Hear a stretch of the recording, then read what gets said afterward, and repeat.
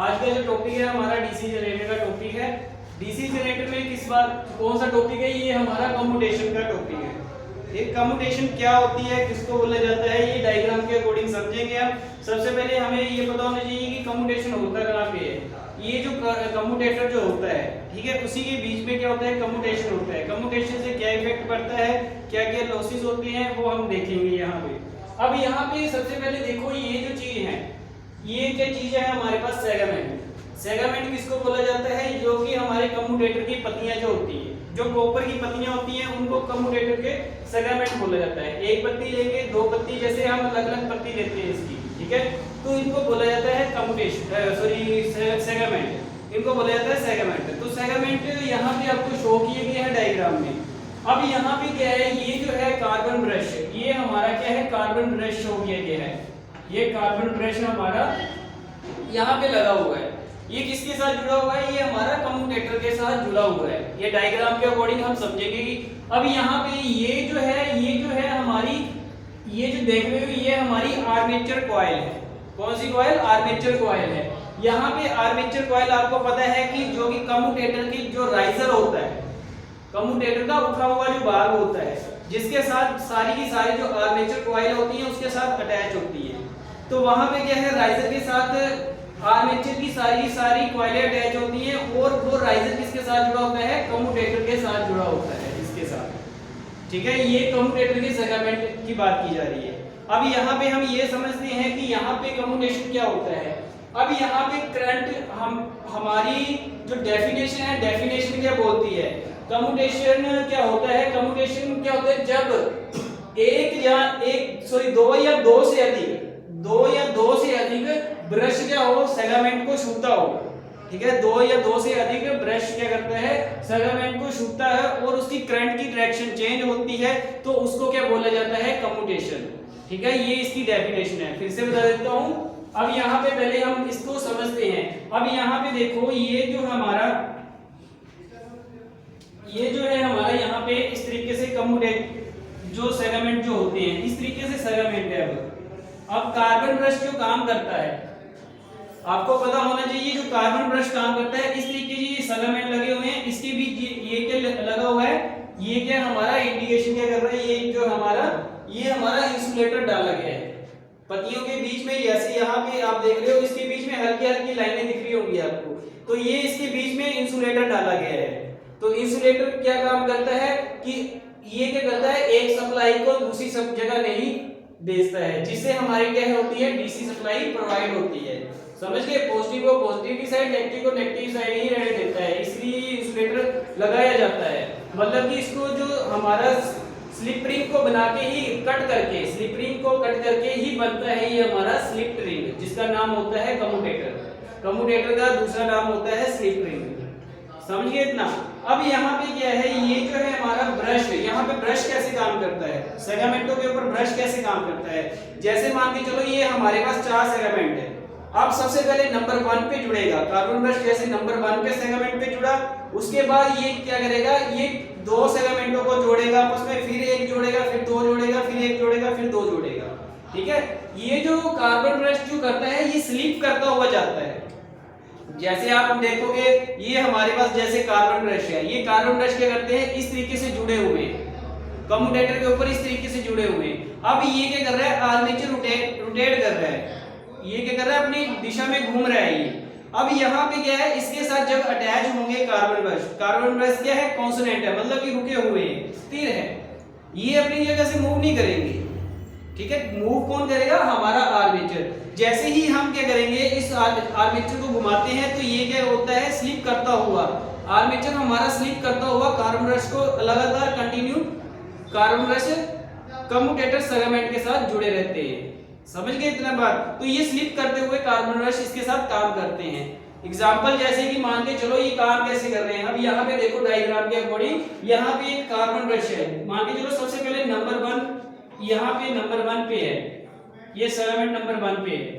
अब direction of rotation, direction इसकी इस साइड है, जिसको बोला जाता है DOR, मतलब डायरेक्शन ऑफ रोटेशन, इसकी डायरेक्शन इस साइड है, कॉइल की, आर्मेचर घूमने की डायरेक्शन, ठीक है।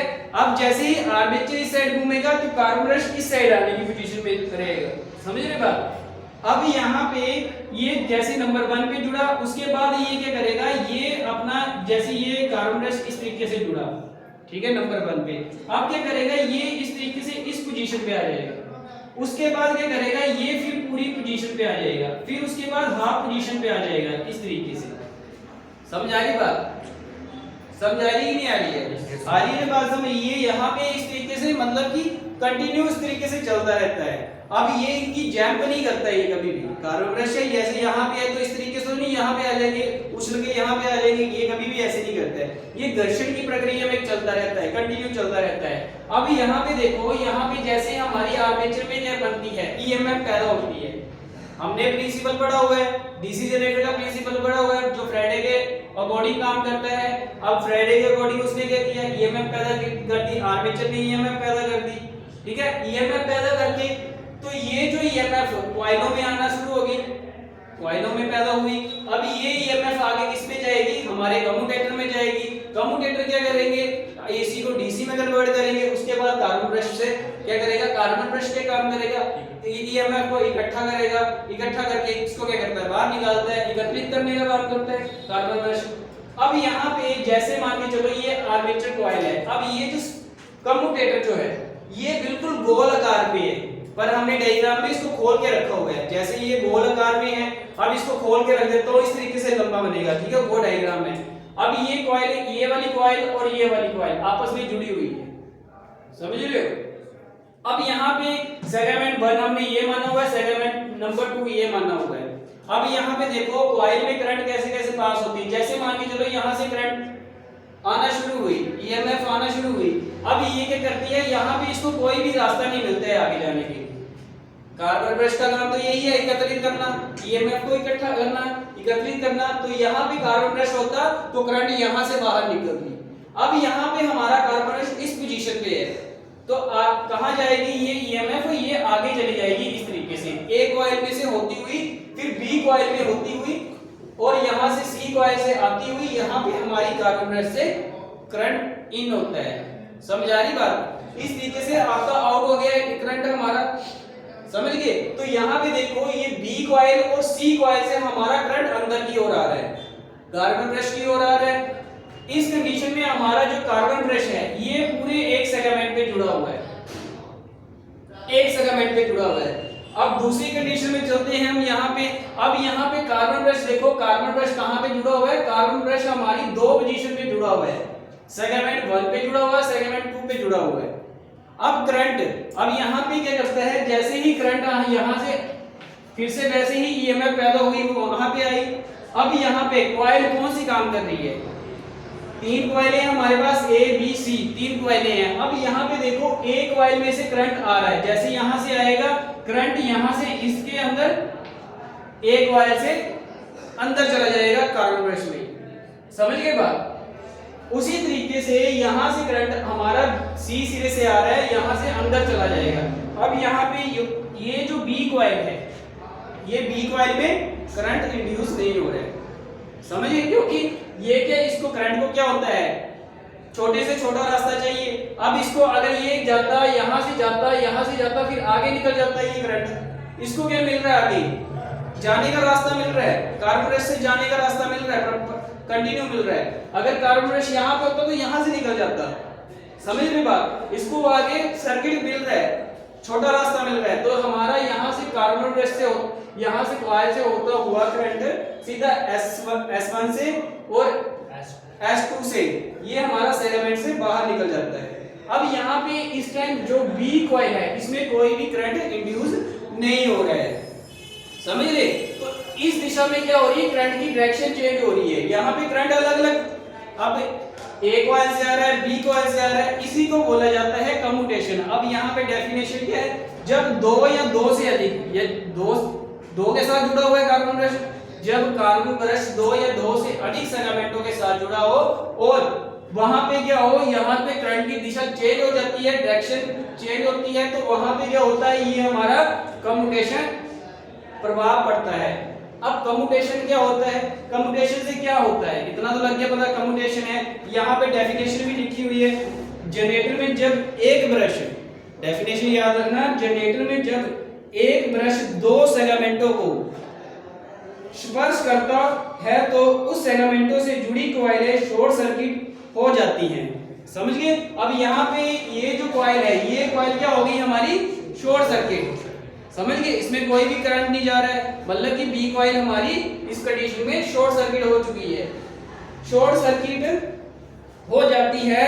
इस शॉर्ट सर्किट से पूर्व, इससे इसके दौरान तथा इसके बाद विद्युत धारा प्रवाह की दिशा होने वाले परिवर्तन को कम्यूटेशन कहते हैं। अब यहाँ पे ये डेफिनेशन बोली गई है, यही मैं बता रहा हूँ कि जब दो या दो से अधिक दो सेगमेंटों को कार्बन ब्रश छूता है और यहाँ पे जिस कॉइल में क्या होता है, करंट क्या होता है, इंड्यूस नहीं होता है, वो क्या हो जाती है, कॉइल शॉर्ट सर्किट हो जाती है।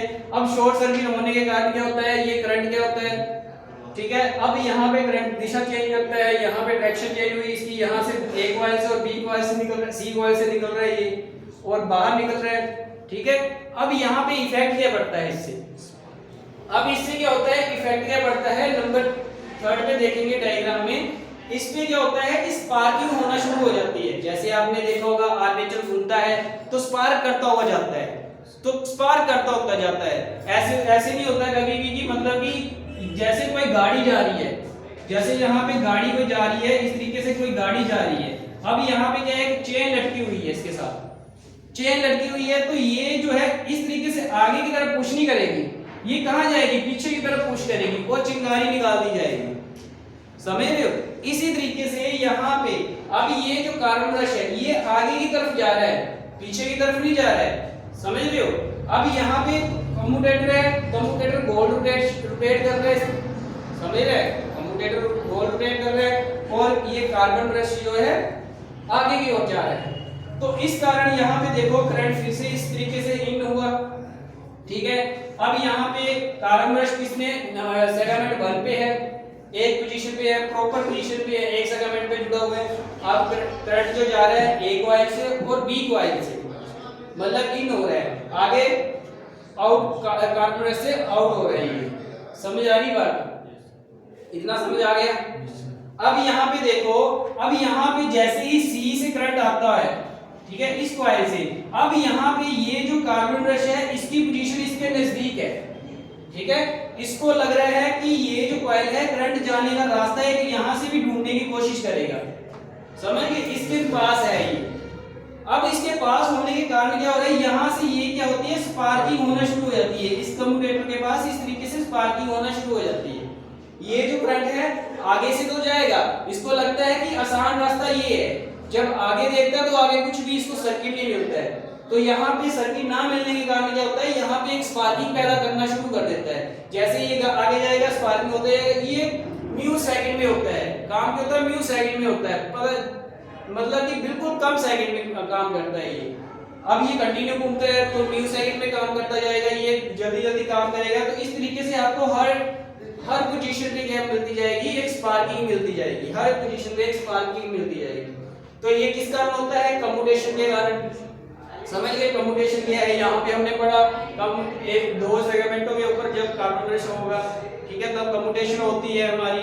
अब यहाँ पे इसको खत्म करने के लिए हम क्या करते हैं, खत्म करने के लिए क्या करते हैं, एक हम इंटरपोल वाइंडिंग का यूज करते हैं। अब इंटरपोल वाइंडिंग कैसी होती है, इंटरपोल वाइंडिंग का हम मेन पोल जो होते हैं, जो हमारे मेन पोल जिसके ऊपर फील्ड वाइंडिंग की जाती है, जो मेन पोल जो होते हैं उनके सेंटर में ये क्या की जाती है, इंटरपोल वाइंडिंग की जाती है। समझिए, जैसे मान के चलो ये हमारे मेन पोल है, एक यहाँ पे आ गया, एक मेन पोल यहाँ पे आ गया और एक मेन पोल यहाँ पे आ गया, एक मेन पोल यहाँ पे आ गया। अब इनके सेंटर में अब यहाँ पे क्या आएगा, एक पोल यहाँ पे आ जाएगा, एक पोल यहाँ पे इंटरपोल, एक पोल यहाँ पे आ जाएगा इंटरपोल, इस तरीके से। अब एक पोल यहाँ पे आ जाएगा इस तरीके से, ये इंटरपोल वाइंडिंग की जाती है इससे। समझ गए? तो ये जो इंटरपोल वाइंडिंग जो होती है कम टर्नों की और मोटी वायर की बनी होती है, कम टर्नों की और मोटी वायर की बनी होती है। समझ गए? तो ये हमारी इस तरीके से इंटरपोल वाइंडिंग की जाती है। दूसरी जो हमारी वाइंडिंग होती है ये की जाती है कंपनसेटिंग वाइंडिंग। कंपनसेटिंग वाइंडिंग भी इसके लिए की जाती है। कंपनसेटिंग वाइंडिंग क्या होती है, कंपनसेटिंग वाइंडिंग ये वाइंडिंग पोल फेज पर की जाती है।